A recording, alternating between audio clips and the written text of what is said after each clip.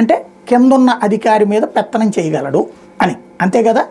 అంటే కోటరీ అంటే పెత్తనాలు చేసే వ్యవస్థ, ఎవరు పవర్లో ఉంటే వాళ్ళ చుట్టూ పెత్తనాలు చేసే వ్యవస్థ. ఈ పెత్తనాలు చేసే వ్యవస్థ కింద ఉన్నటువంటి కార్యకర్తలకి ఎప్పుడు కోటరీగానే కనబడుతుంది. ఇదివరకు చంద్రబాబు ఇదే మాట అనలేదా అందరూ?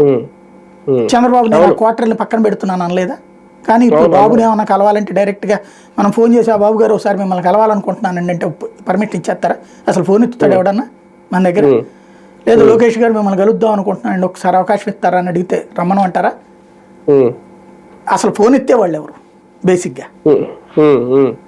అట్లాగే ఉంటుంది. ఇప్పుడు జగన్ విషయంలోనే ఉంది. ఫర్ ఎగ్జాంపుల్ కోటరీ గురించి కంప్లైంట్ చేస్తుంది, ఇది వింత. అవునా? అంతే కదా, కోటరీ గురించి కంప్లైంట్ చేస్తుంది. ఇదివరకు జగన్ చుట్టూ కోటరీ అని కార్యకర్తలు ఎవరెవరి గురించి అనేవాళ్ళు? సజ్జల రామకృష్ణారెడ్డి, వైవి సుబ్బారెడ్డి, విజయసాయి రెడ్డి, వీళ్ళ ముగ్గురు గురించినే అనేవాళ్ళు వాళ్ళు.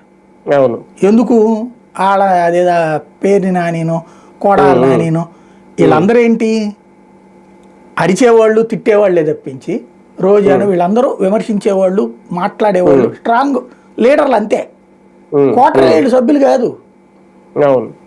పెద్దిరెడ్డిని కూడా కోటరీలు అనేవాళ్ళు వీళ్ళు, ఈ నలుగురిని కోటరీ అనేవాళ్ళు.